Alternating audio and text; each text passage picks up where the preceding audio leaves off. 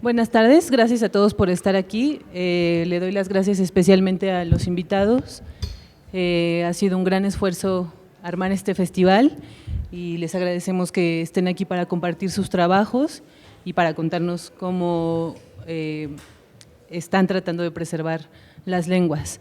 Esta primera mesa que inaugura el festival está pensada precisamente como un esfuerzo por presentarle a la comunidad diversos trabajos desde diversas perspectivas que se hacen para abordar de alguna manera, ustedes nos contarán cómo, esfuerzos que se hacen para abordar, para preservar las lenguas. La idea es que ustedes nos digan en qué consisten sus trabajos, pero además nosotras queríamos pues plantearles algunas cuestiones y temas en torno a los que creemos que puede ser interesante abordar este tema.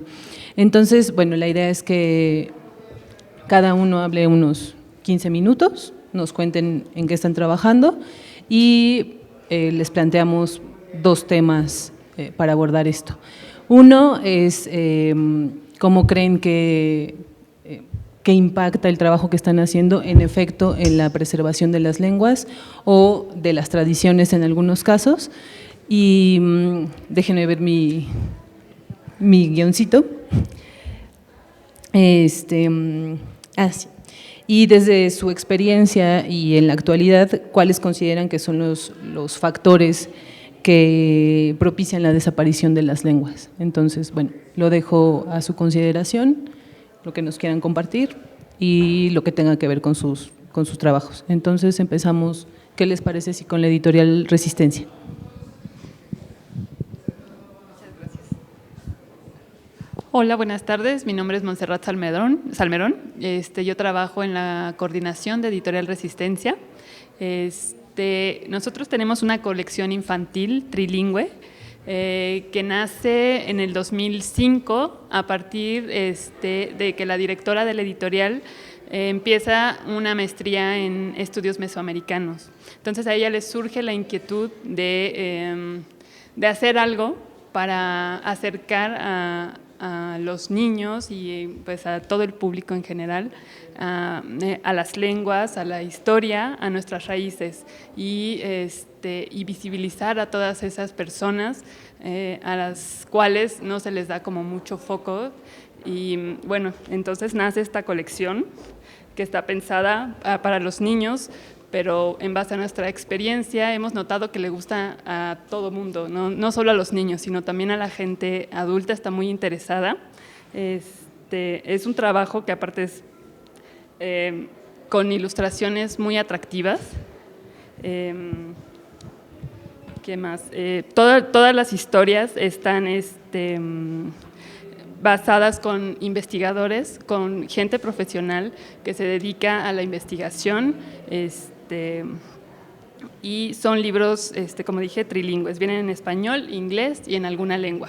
Tenemos zapoteco, tenemos náhuatl, tenemos maya, y lo que queremos hacer nosotros es llegar a donde más se pueda, unir más esfuerzos de más gente, más lenguas, y pues bueno, somos nosotros. Gracias. Pues eso sería nuestros. ¿Alguien más que está? Hola, buenas tardes. Quiero agradecer muchísimo a la Coordinación de Cultura de la UAM Coajimalpa por esta invitación. Yo soy parte de la coordinación de un proyecto que se llama Originaria, Gira de Mujeres Poetas en Lenguas Indígenas. Somos 3 amigas las que somos creadoras y coordinamos este proyecto. 2 de ellas no pudieron estar aquí, pero siempre decimos que están en mente y en alma, así que, bueno, en realidad somos 3 las que estamos aquí. Y bueno, está Elizabeth Pérez Insun, que es una poeta invitada a este proyecto, que también viene a hablarnos sobre, ella así como hablante, a hablarnos sobre la participación en este proyecto. Y bueno, Originaria surgió el 8 de marzo del 2018, intencionalmente el Día Internacional de la Mujer, con una charla y una presentación de Yasnaya Elena Aguilar sobre diversidad lingüística y el problema de la diversidad lingüística y otras formas de plantear la diversidad lingüística. Y para llegar a eso, al 8 de marzo, nosotras tres nos reunimos antes y pensamos en abrir espacios no para las mujeres que hablan lenguas indígenas, sino para nosotros, los monolingües de las lenguas en este territorio llamado México, ¿no? Es al revés lo que nosotros buscábamos. De nosotras tres, Celeste, Jaime y yo, que soy Mara Bautista, somos monolingües. Ateri Miyahuatl es la única del equipo que habla náhuatl. Y nuestro acercamiento a las lenguas indígenas pues es muy reducido y de hecho es privilegiado porque viviendo en un estado como Michoacán, que es de donde nosotros venimos, tenemos acceso a escuchar la lengua purépecha, la náhuatl y tal vez la otomí si nos alejamos un poco más de la capital, pero después de eso ya no tenemos acceso a escuchar ninguna otra lengua, no escuchamos ni el mije, ni el zoque, ni el tunzavi, ni el tutunaco, ¿no? Entre muchísimas otras más. Entonces nos reunimos pensando en cómo abrir estos espacios de escucha y de abrirnos a conocer a la otra desde la forma de su creación, ¿no? ¿Qué nos quiere decir, desde dónde lo dice y cómo lo dice? Y bueno, empezamos a juntar ideas y decidimos hacer esta gira. La llamamos gira porque las poetas invitadas, hay presentaciones en 3 lugares. En Traspatio Librería, que está en la ciudad de Morelia, que es la capital del estado de Michoacán, en Pátzcuaro, en algún centro cultural independiente, y en la UIM de Pichátaro, que es la Universidad Intercultural Indígena. Y si no es en la UIM, porque ha tenido sus periodos de vacaciones, hacemos las presentaciones en la pérgola de una comunidad muy linda que se llama Surumútaro, muy cerca de Pátzcuaro. Entonces es una gira en Michoacán, en 3 lugares en realidad muy cercanos, con público muy distinto. Y bueno, este proyecto surgió de manera completamente autogestiva, es decir, nosotras dijimos, bueno, vamos a hacerlo y vamos a pagarlo nosotras mismas. Y entonces, como para ver hasta dónde alcanzaba nuestro bolsillo, nuestras fuerzas y cómo lo recibía el público, hicimos una programación de cuatro invitadas. La primera es la que ya mencioné, Yasnaya, con la conferencia que abrió la gira. Después estuvo con nosotros Miquea Sánchez, después Rubí Sanda Huerta, que es una poeta michoacana, es una poeta purépecha. Miquea es de Chiapas, ella es de la cultura ore, y Nadia López García, que es de Oaxaca y habla la lengua tunzavi. Y con eso terminamos la primera gira y nos dimos cuenta que tuvo muy buena recepción. Nosotras, para un poco sustentar el proyecto, hicimos unos libros que son estos son de la segunda gira por el color que es más oscuro, los de la primera gira son color naranja. Hicimos un tiraje solamente de 100 libros muy delgaditos, una antología de cada poeta, en el que aparte incluíamos un breve estudio cartográfico de la lengua y la cultura, que les quiero mostrar. Gracias. Es este estudio donde localizamos las comunidades en donde se habla y hay un dato curioso, la semblanza, por supuesto, del artista. Y de este tiraje de 100 libros, 25 tienen un grabado de una artista mujer local, también de Michoacán, que interpreta un retrato de la poeta. Y esos son un poquito más caros porque llevan, la obra original y numerada. Y los otros son más económicos. También, aparte de que nos ayudó un poquito a recuperar nuestros gastos, nos parece un registro maravilloso para llevar la lengua y sobre todo nos dimos cuenta de la importancia de que Originaria es un espacio para escuchar otras lenguas, para encontrar cómo podernos entender a pesar de que no hablemos esta lengua, pero encontrar las coincidencias, también visualizar las lenguas y su grafía, que es muy, muy importante, ¿no? Que las personas, el público sepa que tienen un abecedario y que tienen ahí sus propias grafías. Entonces, eso es otro tipo de registro. Por supuesto que nuestro público es monolingüe en un 98%. Al principio de la gira, y esto voy a hablar un poco sobre el asunto que tú dices de la desaparición de las lenguas, al principio de la gira las personas mostraban cierta indignidad porque no entendían por qué las poetas leían en su lengua, si ellos hablan el español y es la lengua hegemónica, y yo creo que sin saberlo había una gran molestia de por qué si lo saben hablar, por qué no les hablaban en su lengua. Esto poco a poco fue cambiando. Cuando las poetas hablan sobre su postura política también hacia su lengua, se va entendiendo la diversidad de distinta manera y logramos sacarla del folclore, ¿no? y pensarla desde otra manera. Después de esta gira de 4 poetas, nos animamos y programamos el segundo ciclo con 8 poetas. Para esto, pues ya el bolsillo ya no daba para tanto, entonces hicimos procuración de fondos y metimos la beca al FONCA y ganamos. Y bueno, con eso publicamos los libros y hicimos esta antología que les voy a hablar tantito. Y ya durante estas presentaciones el público ya entendía que les iban a hablar en otras lenguas y que la idea era que nosotros nos abriéramos a esas lenguas y no que las poetas nos tuvieran que explicar, ¿no?, qué era su lengua. Por supuesto nos hemos encontrado con ciertas preguntas que tienen que ver más con la curiosidad, ¿no?, con el morbo, la verdad también por decirlo de alguna manera, pero creemos que sí ha sido una semilla muy importante ver que las personas buscan los libros, que sí se interesan en el dato cartográfico, en encontrar las grafías, en ver cómo se escriben los idiomas y en conocer desde dónde vienen y desde dónde escriben estas mujeres.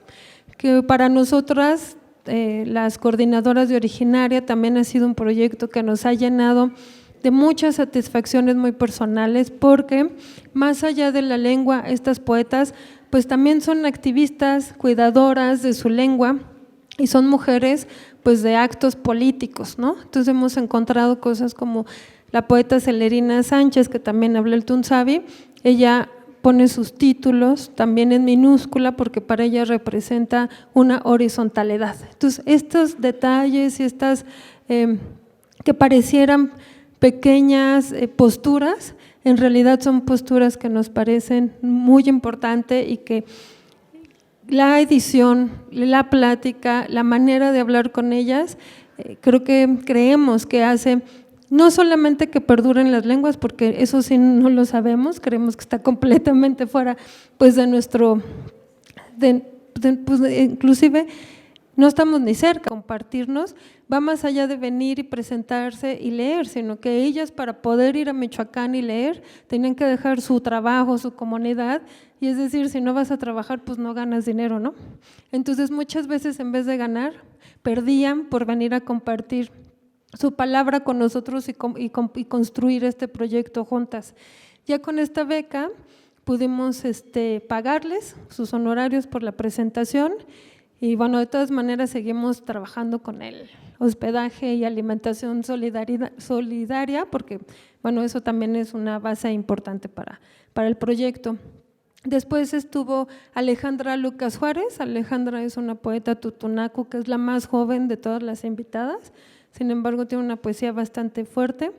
Y después estuvo Enriqueta Lunes, que también es de Chiapas.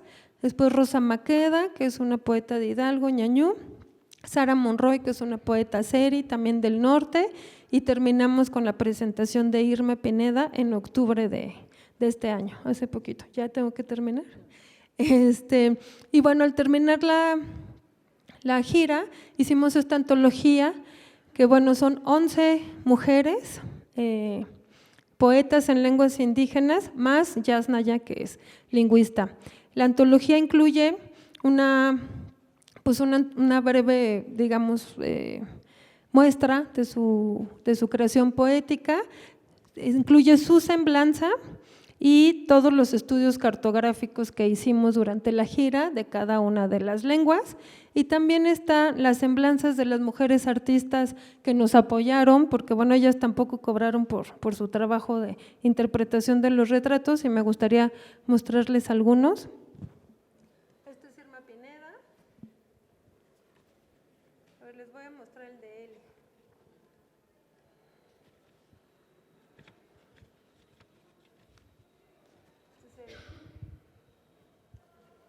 Todos fueron grabados, menos el de Irma, que fue pintura, pero todos fueron grabados.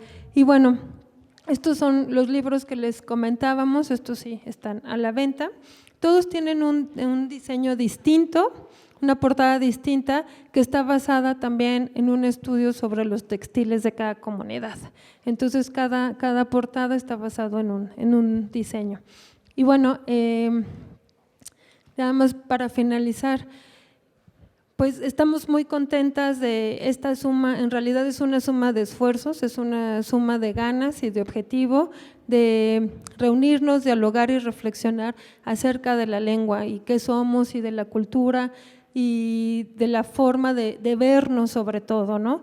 Quienes han estado en las presentaciones de Originaria, que por lo general son presentaciones bastante íntimas, en lugares muy chiquitos, en espacios independientes que buscan también como otros objetivos, se puede generar un diálogo cercano con la poeta. Entonces ha habido diálogos desde cosas bastante fonéticas, ¿no? Desde cómo se dice, cómo se pronuncia, cómo se ve, hasta cosas muy profundas de el significado de las palabras, ¿no?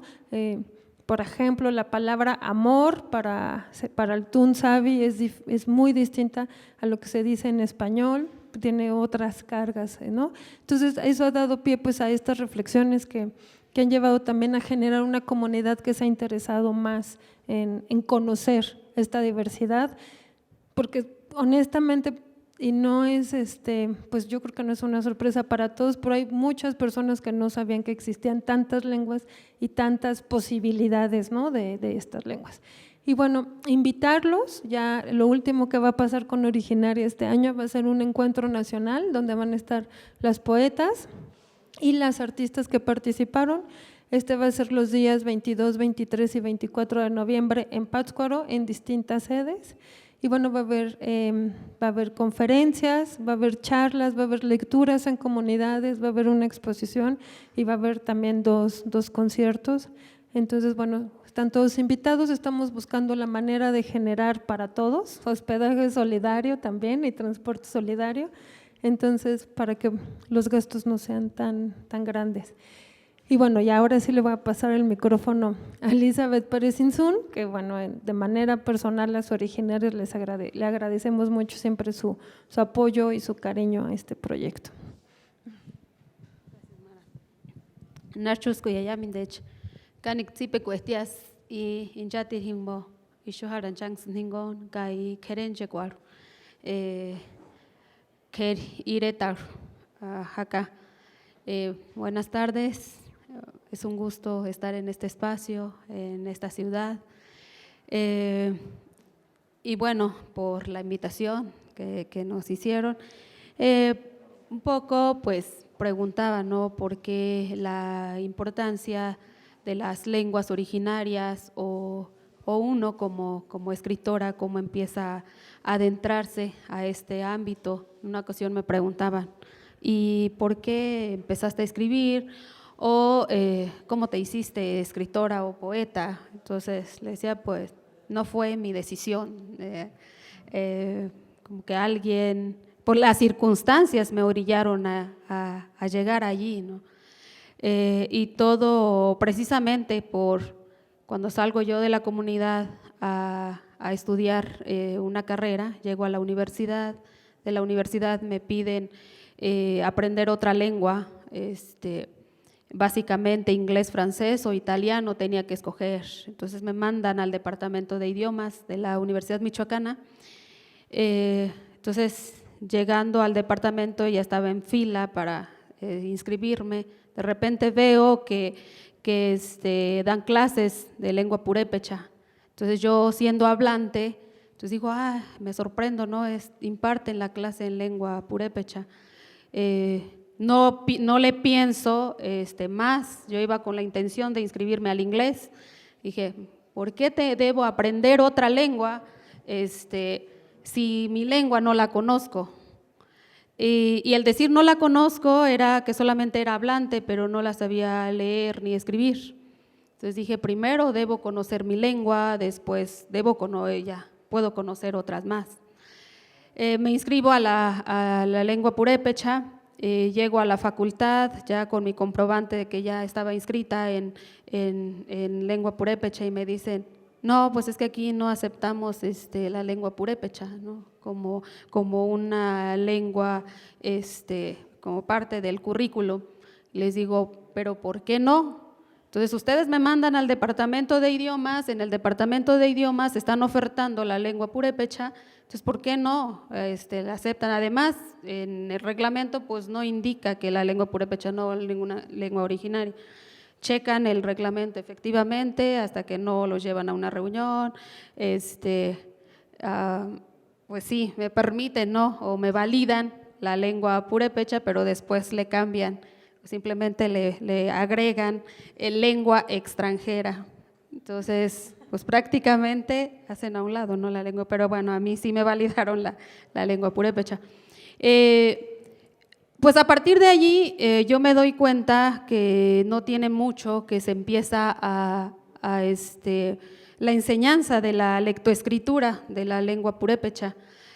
No había mucho material, en clase el maestro nos empieza a poner a redactar algunos textos. Al parecer sobresalía en alguno de esos o mis textos, me mandan o me invitan a un taller literario, pues para ir mejorando. Entonces así empiezo, ¿no?, a adentrarme a la lectoescritura de mi lengua, pero también pues empiezo a producir.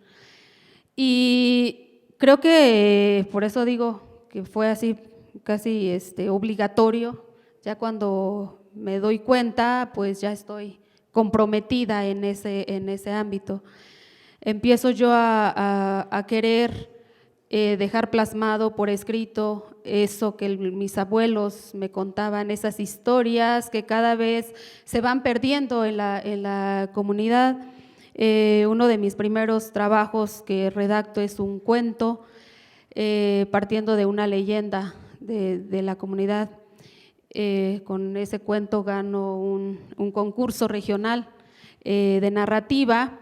Entonces alguien dijo, pues creo que sí, debes ir por ese camino. A lo mejor no tanto que yo quería ser escritora, pero quería que quedara plasmado algo por escrito. Ahora ese primer cuento que está ya ahora publicado en esta antología, cuando salió este libro y me pongo a leer otra vez el cuento, digo, bueno, es importante, ¿no?, dejar plasmado por escrito porque, por ejemplo, estas leyendas ya muchos niños ya no las conocen. Muchos de los lugares, por ejemplo, que yo abordo, también ya desaparecieron, ya no están. Y ya no están porque en esos espacios ya se están construyendo casas, a lo mejor ya está destinado para alguna otra actividad. Pues las leyendas, el hecho de que ahora los niños prefieran los medios masivos de comunicación, las redes sociales, el celular, la televisión, entonces pues los abuelos se están quedando solos, esa transmisión oral de historias pues también se van perdiendo y creo que pues ahora sí que yo siento como una responsabilidad, ¿no?, grande para con mi pueblo, para con mi lengua. Pero claro, no me quedo con… y yo creo que eso pasa con la mayoría de las escritoras o escritores en lenguas originarias, sienten ese compromiso y bueno, si uno puede, pues hay que seguir dejando evidencias de esas historias. Pero también creo que hemos estado trabajando la mayoría en en la enseñanza, una de la lectoescritura, pero también el organizar ciertos talleres de creación literaria con los mismos niños o jóvenes de las comunidades. En mi caso fue una satisfacción, he dado varios talleres en algunas comunidades en lengua purépecha, pero una en especial en una de las regiones de la región purépecha, que con otro compañero escritor organizamos un taller de creación literaria, y entonces también gracias a los apoyos de algunos programas o proyectos, entonces pues quedó plasmado aquí también parte de los trabajos que se obtuvieron de ese taller. Y bueno, después me encuentro con Mara, con Celeste, y entonces pues me invitan a esta gira, y bueno, hasta ahorita pues es el primer libro que tengo, ya que solamente aparecen textos míos, porque los demás, bueno, mis poemas pues están en antologías, entonces pues va a ser el primer libro en donde aparecen solamente mis textos, y bueno, ahora en la antología con muchas de las de mujeres escritoras que conozco y que quiero mucho. Entonces, creo que hasta ahorita pues sí, siento como que un poco más ese compromiso para con mi pueblo, para con mi lengua. Porque es importante preservar, o qué está pasando con la preservación de la lengua.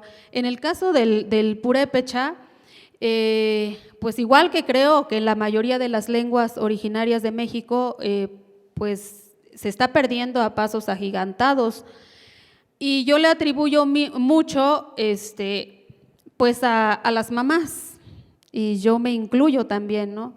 Porque por todo este contexto económico, este sistema económico que tenemos nosotros en nuestro país, pues también tenemos hambre y hay que trabajar. Entonces, muchas mujeres pues estamos saliendo, ¿no?, de las comunidades, tenemos que dejar la casa, los hijos, entonces ya no hay como ese espacio 100% para dedicarle a los hijos. Entonces, por algo se dice que son lenguas maternas, porque pues la lengua o la lengua que uno adopta es de la lengua que habla la mamá. Entonces, el hecho de que las mamás estén saliendo y dejen a cargo a las abuelas o a tías o a alguna otra persona, entonces pues eso creo es uno de los factores que están contribuyendo a esa pérdida de la lengua. Entonces creo también que habría que proponer ciertos proyectos para como volver a educar a las mamás jóvenes, de que no dejen de hablar la lengua materna.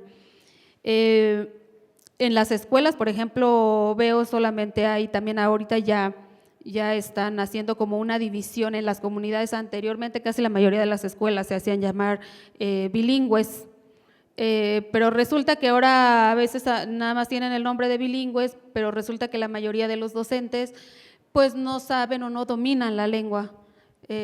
Hace poco, el año pasado, entonces llego a una de las escuelas, alcanzo a ver un libro de español que decía lengua materna. Pues yo me imagino, ¿no? Luego dije, ay, a ver, deja ver el libro, qué textos trae. Yo esperaba encontrarme textos en lenguas, en purépecha, y resulta que no, era el libro de español. Era el libro de español, entonces pero en la portada estaba como libro en lengua materna. Entonces, ¿qué pasa con esto? Pues desde las políticas federales, pues estamos haciendo como a un lado también las lenguas originarias, o sea, haciéndolas menos. Entonces ahora la lengua materna y general de nuestro país es el español. Entonces, ¿dónde están? ¿Dónde quedan esas 68 lenguas que todavía en la actualidad prevalecen?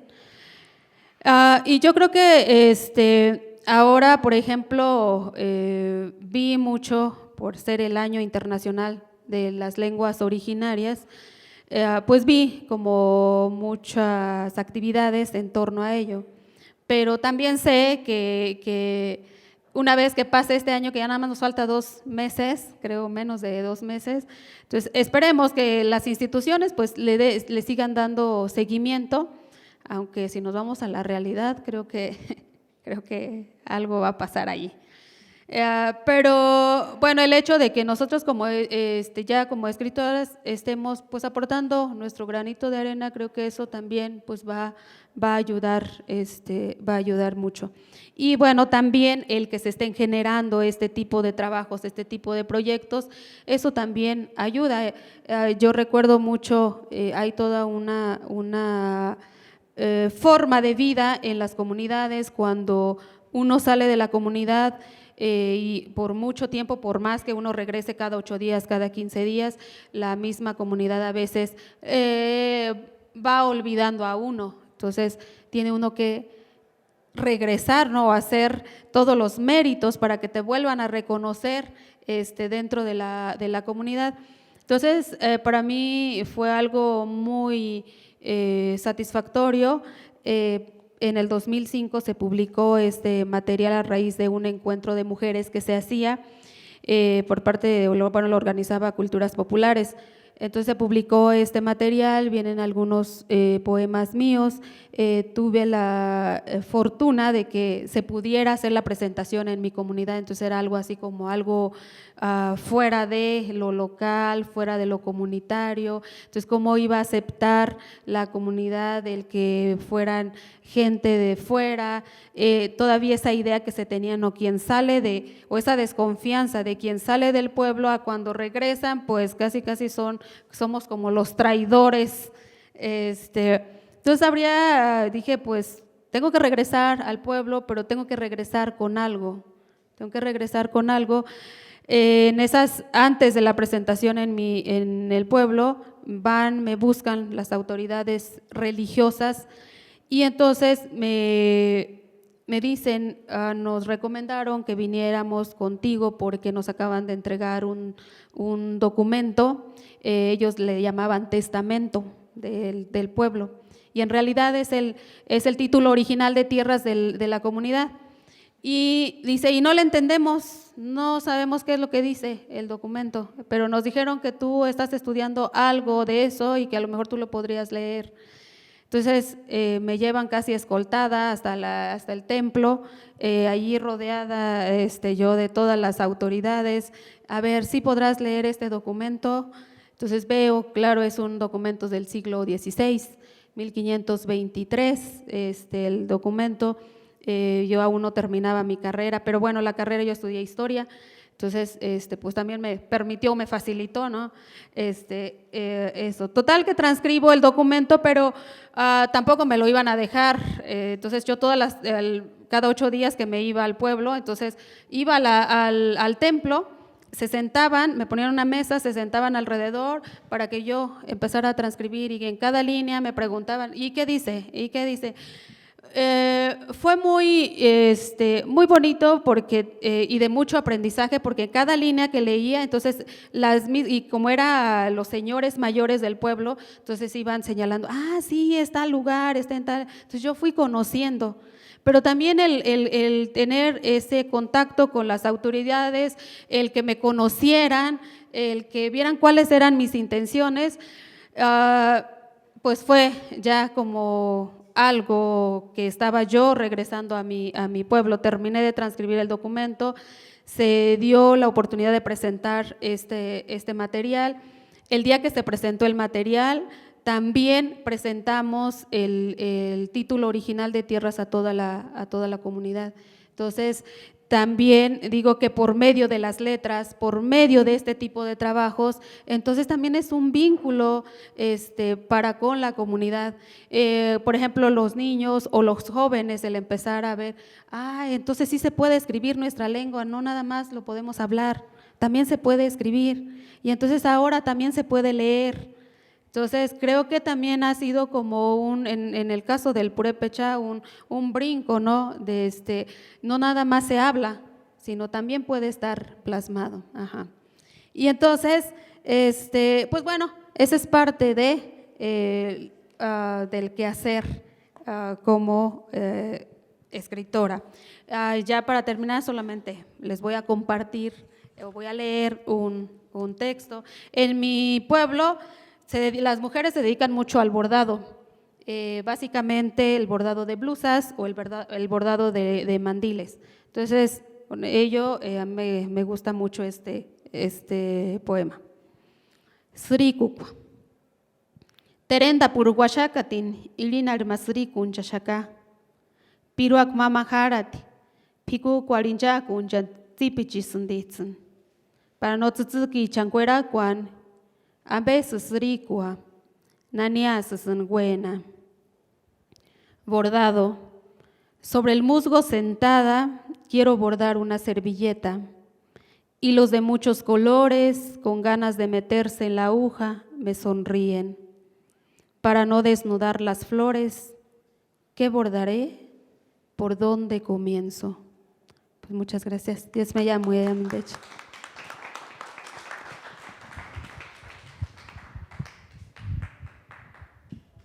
Bueno, pues muchas gracias por la invitación y nuestro proyecto tiene que ver con otros temas, pero también se acerca.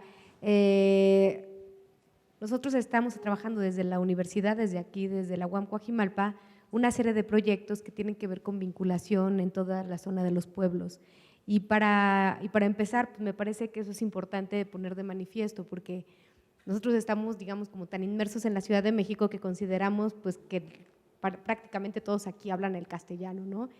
Y en realidad uno se va un poquito como más atrás hacia toda esta franja de los pueblos de la Sierra de las Cruces y se da cuenta con que hay una diversidad lingüística, cultural, identitaria riquísima. Y tenemos la fortuna como universidad de estar aquí, ¿no? Enclavada en la Sierra de las Cruces, rodeada de todos estos poblados. Para nosotros ha sido todo un reto entender a muchos niveles cómo está construida la posesión de la tierra, las relaciones, las autoridades, la historia, la transformación de los territorios, la relación con sus recursos territoriales y, digamos, andando en esta exploración para conocer el territorio, nos hemos ido encontrando justo con un tema de diversidad lingüística también, muy a través de la manera en la que las comunidades siguen mencionando justo como sus territorios, los parajes, las calles, algunas de las fiestas, etcétera, etcétera. Entonces, en realidad llegamos al tema de las lenguas por otro camino, no directamente a las lenguas, y no desde la escritura y no desde la palabra impresa, sino de la conformación del propio territorio y de los propios recursos territoriales. Entonces, es ahí donde nosotros estamos centrando este proyecto en particular, que lo llamamos Miradas y Memoria, que tenía como propósito hacer un trabajo de reconstrucción de la memoria oral a través del arte del grabado en un mapa, una cartografía social. Lo hicimos como primer proyecto en el pueblo de San Pablo Chimalpa. Aquí tenemos a Roberto Arias, al señor Juan, que son los que están a cargo del Museo Comunitario en San Pablo Chimalpa, y pues con ellos estuvimos haciendo este proyecto, lo estuvimos ideando, se les propuso desde la universidad. Nos interesaba mucho que pudiéramos concentrar las diferentes generaciones de San Pablo Chimalpa y cada una de las generaciones que recreara un poco lo que le venía pues, a cuento, digamos, en su cotidiano. Para las personas mayores nos interesaba mucho que se recreara justo como el pasado del pueblo, ¿no? Las prácticas, las fiestas, las tradiciones, los lugares, justo lo que decían ahora, ¿no? Como muchos espacios se han perdido pues, por efecto de la urbanización, aunque sea contenido, aunque es propiedad privada, que eso es una particularidad de San Pablo Chimalpa, pero ha logrado mantener y contener hasta cierto punto la mancha urbana. Entonces tiene una cantidad de parajes muy ricos, todo eso revela una cosmovisión muy interesante y nos interesaba mucho la voz de los mayores, pero no solo la voz de los mayores, sino también la voz de las mujeres, que hicimos una sesión, aquí tenemos una serie de fotografías que revelan un poco del proceso que se hizo con diferentes sectores. Por otro lado, nos interesaban los jóvenes cómo construyen la visión de su territorio y cómo están considerando, cómo lo ven en el presente, ¿no? Y ahí nos dábamos cuenta un poco, pues esto, como de la pérdida de conocimiento de los territorios también, y bueno, pues cómo ellos están recreando un espacio que lo viven de pronto muy dentro, pero también la gente se va yendo, como decía la poeta. La gente, los jóvenes salen, estudian fuera y dejan de reconocerse también. Y justamente, y por otro lado, pues los niños, ¿no? ¿Cómo estaban pensando los niños el futuro? Y entonces, increíble, porque hasta pusieron platillos voladores en el cielo de San Pablo Chimalpa. Los grabadores, los artistas que nos ayudaron a hacer este taller, que estuvo muy interesante, hicieron el contorno del poblado, ¿no? Y se repartieron por diferentes sesiones placas. Entonces, a través justo como de aprender también la técnica del grabado, los chicos iban recreando, primero a partir justo de dibujos y luego ya haciendo todo el procedimiento del grabado, cada uno de los fragmentos, se podría decir, del mapa, y de tal forma que se construye un mapa de 4x4 que está allá abajo en el patio oriente, que lo pueden ver, en donde por un lado está la visión de los niños como del futuro, la memoria, la percepción de los jóvenes sobre el presente, y los mayores recreando un poco la memoria, las prácticas, los hombres y luego también las mujeres. Pues nos da muchísimo gusto pensar que nosotros podemos de alguna manera como universidad hacer una aportación, aunque a lo mejor es muy discreta, sobre el tema de revalorar las lenguas en la zona, porque efectivamente hemos hecho otros proyectos en donde se revela justamente que la gente tiene ahí en una memoria, ¿no?, que algo que a lo mejor ya ni siquiera distingue lo que es el castellano, lo que es la lengua, que nombra cosas, que nombra parajes, y que a lo mejor no hay tanta conciencia, y al paso del tiempo hay muchas otras generaciones, sobre todo pues justo como de una edad media, más jóvenes, que definitivamente han perdido. Muchos de ellos pueden escuchar, digamos, a las mujeres cuando hablan, que sí les entienden, pero ya no lo están hablando. Entonces ahora también hay me parece que también es un síntoma de volver justo como a entender quiénes son, hay una especie de revalorización y de procesos que están echando a andar dentro del poblado de San Pablo Chimalpa para ir recuperando también. No por fuera, que eso creo que también es importante decir, no por fuera como en un proceso, digamos, ajeno a la vida cotidiana, sino cómo está inserto en las prácticas. Y a lo mejor lo que está haciendo falta como de primera fase, estoy pensando un poco en voz alta, que a lo mejor podríamos trabajar por ahí, como la gente que haga evidente que la lengua no está por fuera de ellos, sino que forma parte de su historia y de su memoria y de su práctica cotidiana, porque dicen, yo ya no hablo, no, pero ¿cómo no hablas? Me estás nombrando el paraje, ¿no? Que la otra vez le llamaba al señor Roberto, ¿qué quiere decir tal paraje? Y la gente te lo dice claramente, automáticamente. Entonces sí hay voz náhuatl que está ahí muy presente en la vida cotidiana para referirse a cosas y que sigue manteniendo una vigencia. Entonces, a lo mejor por fases, yo creo que sería muy interesante hacer una especie como de levantamiento de toda esa cartografía lingüística que existe y luego como de ahí poder ir explorando e ir, digamos, como expandiendo a lo que se refiere y como todas las memorias asociadas a esas lenguas. Se me ocurre ahora. Y bueno, pues es un poco lo que nosotros estamos haciendo aquí desde la universidad, desde el área de vinculación social y en articulación con investigadores y bueno, pues me gustaría pues que el señor Roberto Arias pudiera platicar un poquito. Muchas gracias. Muy buenas tardes a todos. Provenimos de uno de los pueblos originarios que se compone de 4 aquí en la alcaldía Coajimalpa. Fue un pueblo que pues, es originario desde la descendencia de los tepanecas. Entonces, por lo general, los tepanecas hablaban el náhuatl, pero con el paso del tiempo pues, se fue perdiendo. ¿Por qué? Pues tal vez la gente ya no difundió a sus descendientes. Últimamente, pues ya hablaremos de un 2% que la gente habla todavía ahí, gente mayor. Se han dado cursos de náhuatl, pero pues a veces la juventud casi no les interesa mucho. Nos hemos dado la tarea con los compañeros y aquí con la ayuda de la universidad en difundir pues, la lengua. Ahorita tenemos un proyecto de hacer una nomenclatura de todos los parajes en el pueblo, que comporta más o menos 50, que es el casco del pueblo de San Pablo de Chimalpa, y aparte a su alrededor que colindan con los demás pueblos. Aparte tenemos un museo de sitio, lo hicimos para rescatar todo esto de la historia del pueblo, porque pues está olvidado. Por fortuna los vecinos nos han apoyado en mucho, como en documentos, en objetos, inclusive tenemos una parte que es prehispánica, porque el pueblo, pues, desde la época de los tepanecas y después los mexicas que llegaron ahí, pues dejaron asentada su pues, orfebrería. Hay colección de, por ejemplo, ya un poquito más acá de pues de una colección de objetos, por ejemplo, puntas de flechas de obsidiana y de hachas, inclusive hay ofrendas que se han encontrado, todos amablemente los vecinos los han donado para este museo de sitio. ¿Por qué? Porque la niñez pues desconoce muchas veces la historia de su pueblo. Entonces, a raíz de eso, pues tratamos de enseñarles cómo es, que había, y ahorita con esto del proyecto de la profesora que llevaron estas personas para el grabado del mapa, pues muy bueno, porque hubo un interés muy grande de toda la gente, desde los niños de 5 años hasta los mayores de 75 años que participaron. Les pareció un proyecto muy, muy bonito.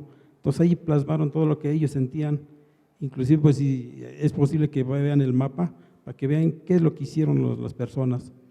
Entonces nosotros tratamos de rescatar parte del náhuatl, tal vez no hablado ni escrito, pero sí que conozcan por nombre dónde es.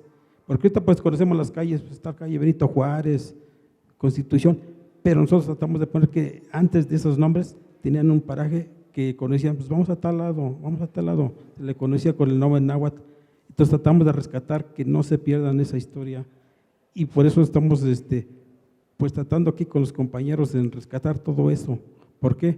Porque pues somos un pueblo originario que no debemos de olvidarnos que somos de la raza tepaneca, después mexica, que ya se transformó. Entonces aquí agradezco mucho a la universidad que nos ha apoyado bastante, porque han invertido mucho tiempo ahí en apoyarnos. Inclusive se ha hecho un libro ahí de una crónica del pueblo, y fueron aquí los etnólogos de la universidad que apoyaron mucho en eso. Entonces agradezco mucho aquí que nos estén apoyando bastante. Y yo les agradezco aquí a los presentes que les interese este pueblo, porque es uno de los pueblos originarios. Gracias. Gracias por contarnos sobre sus proyectos, y yo quisiera rescatar 2 ideas que dijeron ahora, y es que muchas de las poetas, como dijo Mara, son activistas, es decir, recogen posturas políticas en su trabajo poético y en el hecho de que vayan y se presenten y hablen de cómo viven y de cómo su vida y la vida de sus comunidades está presente en su trabajo poético. Pero además también esta relación entre territorio y lengua, que para nosotras, cuando estuvimos pensando en la organización de este festival, eran dos aspectos que vemos que no se pueden separar, que vemos que están totalmente relacionados, que la defensa de la lengua está totalmente relacionada con la defensa del territorio, y que en ese sentido también es relevante preocuparnos y ocuparnos de la preservación de las lenguas. En la medida en que nos esforcemos por preservar las lenguas, nos esforzamos también preservar y proteger los territorios en donde esas lenguas se desarrollan. Entonces, de verdad les agradezco mucho lo que nos compartieron, y como tenemos unos minutitos todavía, si nos pudieras compartir algún otro poema, estaría muy bien.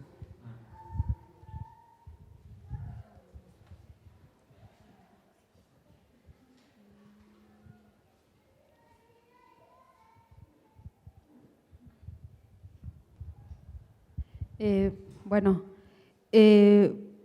leeré, la mayoría, yo creo que en el caso mío, de los poemas, pues tiene mucho que ver con lo que yo viví, con esa añoranza, esos recuerdos, pero también el voltear a ver, ¿no?, a nuestras comunidades. Tare tescax. Tzipi imparak pinir piyunaspti. Itzu siritz patsanan, parak manda hueshurin, tendiak tarete chanitzmatan. Ek kan kurundiliara noak, pins taria tingonchanan, kaitzu hataku ichwinintan, itzus mendirten himbomimu kunantati. Tiriap hawita kartzat ekamer sharakat piku parakunak. Kayawa kanongwan. Ekanata puich shkuri imbechan. Tata juriata shuku parariwena kaniran. Shanini. Sutupur hatiranati. Tapan kur karatanan. Kasundanga techa tiripanantati. Hucha nani patana.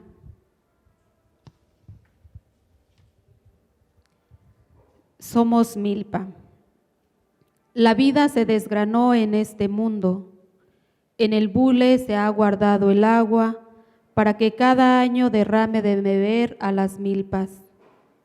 Cuando hojas de milpa puedan cobijar tamales, juegue con la espiga el viento y se llenen de agua las cuencas, será sellado otra vez el bule con olote. El elote lucirá sus cabellos hasta cuando la ropa le sea quitada y lleguen las heladas. Cuando los árboles sus hojas, vestidas del sol, comiencen a llover, la mazorca será puesta en los sacos, subida en el tapanco y colgada en los atados. Tú y yo, ¿dónde seremos guardados?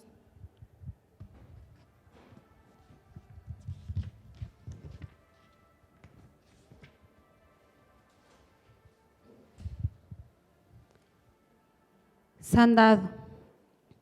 Tundus tupuritir kandirichan shanaran haroa pasrende. Huecuatzanguanducut ek autobus guapan pakuk. Nakecherichan shunapit shuku pararin huxkapirin. Iretemba. Ambe picunta. Soldado. El bastón a los pies llenos de polvo ayuda a caminar. El llanto salpicó sus pies cuando el autobús le arrancó a su hijo. ¿Qué tierras verde el atuendo habrá de sembrar? ¿Su pueblo qué va a cosechar?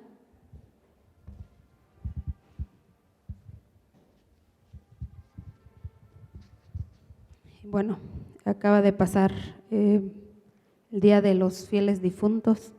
Bueno, creo que en la mayoría de los pueblos originarios todavía está muy presente esa parte de la muerte, ¿no? Guaricua. Candele chersrata, tzuzuki chan punzumi kohcha kurakwati. Guarirings shanar hatira shati. Candel pata kurisundi. Tzuzuki chwari ekax huecuaichan kamianskuicha sespatsak. Imparak pinir kerinzun bekuan guariri tuskun tasundi. Muerte. El humo de las velas le ha cubierto a las flores el perfume. Han puesto al difunto en el camino. Se apagan las velas, se mueren las flores, cuando a las lágrimas y a los recuerdos se les ha guardado. La muerte entrega el mejor regalo a la tierra. Dios me haya muy bien. Gracias.